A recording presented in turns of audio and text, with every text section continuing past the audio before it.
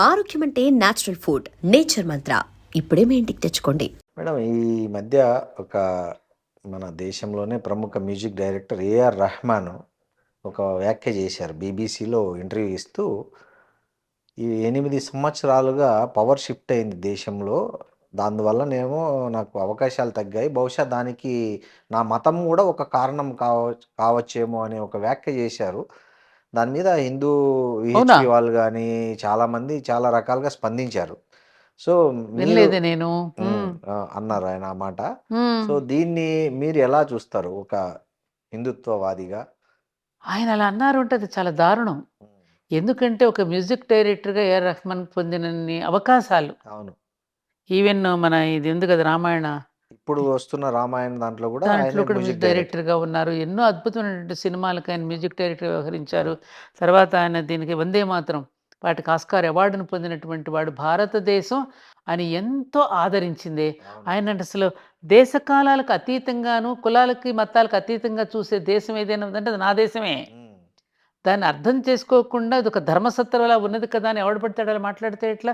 నా ఉద్దేశంతో నేనేమనుకుంటున్నానంటే, ఈ ఈ మధ్య కాస్త ప్రజలలో ఒక చైతన్యం వస్తోంది. హిందూ దేశం పట్ల, హ్మ్. హిందుస్థాన్ పట్ల ఒక చైతన్యం ప్రజలలో రగులుతోంది. హ్మ్.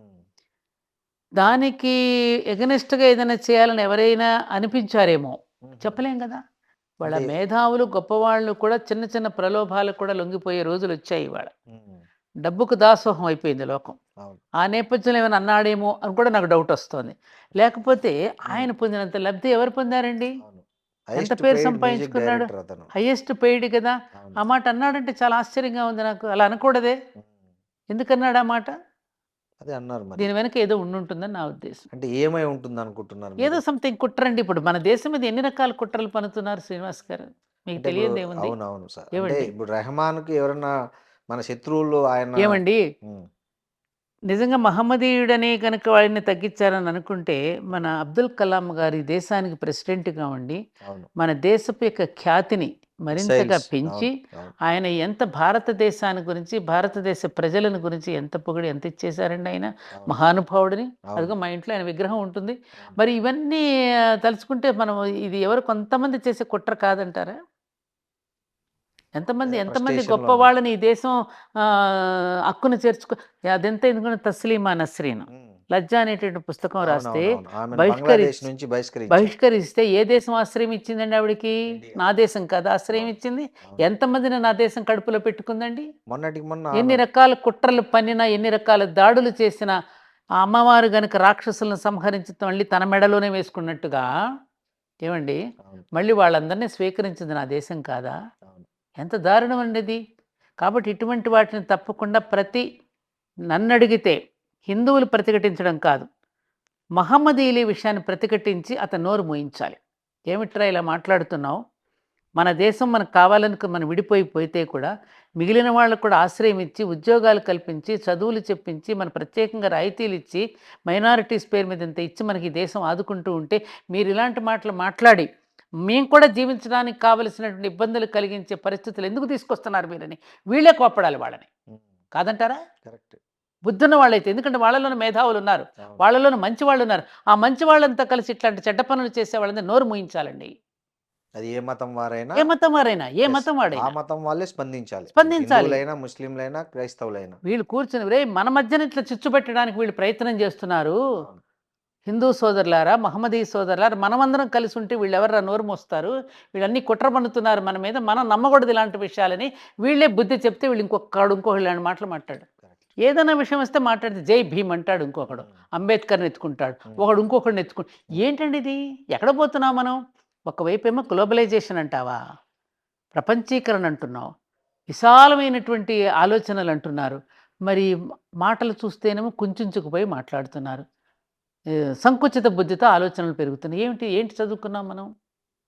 ఎంత దారుణం అండి ఇది. అవును. కాబట్టి ఏఆర్ రెహమాన్ కనుక మాట్లాడి ఉంటే అది చాలా తప్పుడు మాట మాట్లాడాడు. అతను వెనక్కి తీసుకోవాలి ఈ విషయం. అదే తప్పుగా అర్థం చేసుకున్నారు నా వ్యాఖ్యలని చెప్తున్నాడు తర్వాత. తర్వాత ఏమైనా మాట్లాడతారు, ముందు వదిలేస్తారు, తర్వాత తప్పుగా అర్థం చేసుకున్నారంటే. అలా మాట్లాడి ఉంటే మాత్రం నేను వినలేదు కాబట్టి మీరు అంటున్నారని నేను చెప్తున్నా. వాస్తవం. అలా మాట్లాడి ఉంటే మాత్రం చాలా దారుణం. అతన్ని ఈ దేశం చాలా గౌరవించింది, అతని పాటల మ్యూజిక్ని అభిమానించింది. అతనికి చాలా కోట్లాను కోట్ల డబ్బులు రావడానికి ప్రజల డబ్బు కాదా? అవును. ఏమండి, ఒక యాక్టర్ సంపాదిస్తున్నాడు అంటే కొన్ని కోట్లాను రూపాయలు ఎవరి డబ్బు అండి అది? అభిమాన ప్రజలు రూపంలో- అభిమానించి టికెట్ కొనుక్కుంటే కదా వీళ్ళకి డబ్బులు వచ్చింది. అవును. ఆ ప్రజలకు రుణపడి లేరా వీళ్ళు? ఆ ప్రజలందరూ వీడు ముస్లిమా, వీడు హిందువా, వీడు క్రైస్తవుడా అని సినిమాలు చూస్తున్నారా? లేదు. జేసుదాస్ గారండి, నేను నిజంగా ఆయన ఎక్కడన్నా కనపడితే పాదాల మీద పడిపోదామని ఉంటుంది నాకు. అవును. జేసుదాస్ గారు ఎంత అభిమానిస్తున్నాం, ఎంత క్రిస్టియన్ అయ్యుండి గౌరవిస్తున్నాం, కూడా అయ్యప్ప ఎంత స్వామి చక్కని పాటలకు పాటలు ఆయన పాడుతుంటే yes. ఎంత ఎందుకండి ఇలాంటి సంకుచితంతో ఆలోచిస్తున్నారు వీళ్ళు? కాబట్టి దీని అంతటికీ ఏం లేదండి, ప్రజలు కూడా కుంచుకుపోకుండా, సంకుచిత తత్వంతో ఆలోచించకుండా, ప్రజలు కూడా ఆలోచనాపరులై ఇటువంటి మాటలను తిప్పికొట్టాలి. ఎవరు ఎవరు ఆ మతాల ప్రజలే. ఆ మతాల ప్రజలే తిప్పికొట్టినప్పుడు వీళ్ళకి బుద్ధి వస్తుంది. అరే మన వాళ్ళే మనల్ని వ్యతిరేకిస్తున్నారు. ఎందుకంటే ఒకప్పుడు అండి, ఒక కులంలో కానీ ఒక మతంలో కానీ తప్పు చేస్తే వాళ్ళని బహిష్కరించేవారు. అవును. ఇవాళ అది లేదు. ఊరిలో కూడా ఎవరైనా తప్పు చేస్తే బహిష్కరణ జరిగేది. ఊరి పెద్దలందరూ కూర్చుని దానికి ఒక పంచాయతీ పెట్టుకుని తప్పు చేస్తే కులానికి చెడ్డ పేరు తెచ్చినా, గ్రామానికి చెడ్డ పేరు తెచ్చినా, దేశానికి చెడ్డ పేరు తెచ్చినా బహిష్కరించేవారు. అవును. ఇవాళ కోప్పడేవాడు లేడండి, మందలించేవాడు లేడండి. ఎవడిష్టం వాడు మాట్లాడేయచ్చు.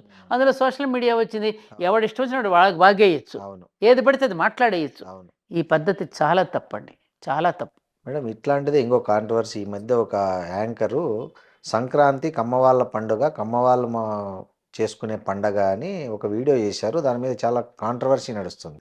అవునా? ఆ. ఇవన్నీ నేను చూడను కదండి, నాకు తెలియవు ఇవన్నీ. అవును. అంటే నిజంగా ఈ పండుగలు ఇట్లాంటివి అనేవి కొన్ని కులాలకు సంబంధించినవా, లేకపోతే మొత్తం అందరూ కలిసి చేసుకునేవా?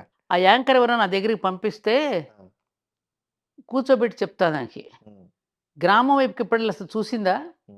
సంక్రాంతి పండుగ వస్తే అన్ని కులాల వాళ్ళు కలిసి చేసుకునే పండుగ. అవును. ఆ అమ్మాయి ఎప్పుడైనా గ్రామాల వైపుకి వెళ్ళి చూసి ఉండదు, గ్రామీణ వాతావరణం తెలిసి ఉండదు. ఏమండి, అవును. తెలిసి ఉంటే ఇలా మాట్లాడదు. అన్ని కులాల వాళ్ళు కలిసి చేసుకునే పండుగే సంక్రాంతి పండుగ. మన ఇంటికి ధాన్యం వస్తోంది అంటే ఆ ధాన్యం రావటానికి అందరి కృషి ఉంటుంది దానిలో. ఖచ్చితంగా. నాట్లు వేసేవాడి దగ్గర నుంచి దున్నేవాడి దగ్గర నుంచి, నాట్లు వేసేవాడు, కోసేవాడు, తూర్పారు పట్టేవాడు, పంట తెచ్చేవాడు, మళ్ళీ బియ్యాన్ని మిల్లులు ఆడించేవాడు, దంచేవాడు, Yes. ఏమో వండేవాడు, అవును. పంచేవాడు, ఇంతమంది కృషి చేస్తే ఉంటుందని అవును. ఆ కృతజ్ఞతతోని గ్రామం అంతా కలిసి భోజనం చేసేటటువంటి పండుగ సంక్రాంతి పండుగ. దాన్ని ఆ విధంగా మాట్లాడిందంటే చెప్తున్నా కదండి, ఈ మధ్యన మీడియా మా ఎవరు గురువుగారు చెప్పిన బొడ్డు ఓడని వాడు కూడా మాట్లాడుతున్నాడు, మిడిమిడి జ్ఞానంతో మాట్లాడుతున్నారు. ఇలా మాట్లాడటం వల్ల ఏమవుతుందండి, ఇప్పటికే ఒక కులం మీద కావలసినంత ద్వేషాన్ని పెంచేశారు. అవును. బాగా అవును. బాగా పెంచేశారు. ఇప్పుడు చాలామంది వాళ్ళ పరిషత్తుల్లో వాళ్ళు మాట్లాడుకుంటుంటే వాళ్ళని ఏమనడలా, అవును. వీళ్ళు మాట్లాడుకుంటే మాత్రం కామెంట్ పెడుతున్నారు. కారణం ఏమిటి? ద్వేషం. ఎందుకు ఆ ద్వేషం? ఇట్లాంటి వ్యాఖ్యల వల్లనే. ఏమండి, ఎందుకు ఇట్లాంటి వ్యాఖ్యలు చేస్తే ద్వేషం పెరగదు మరి? అంతే కదా. ఎందుకని? వాళ్ళు ఏం చేశారని?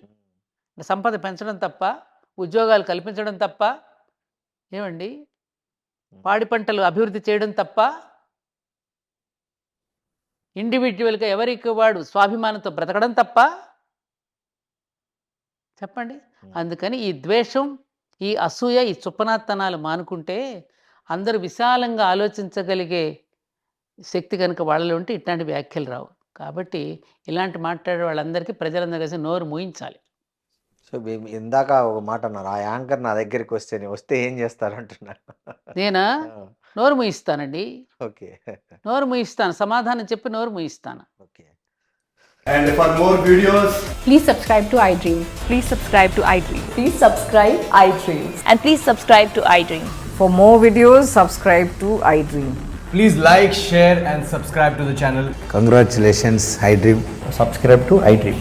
Subscribe to iDream. So subscribe to iDream Media. iDream की iDream team अंदर की huge congratulations. Please subscribe iDream Media. Please subscribe to iDream.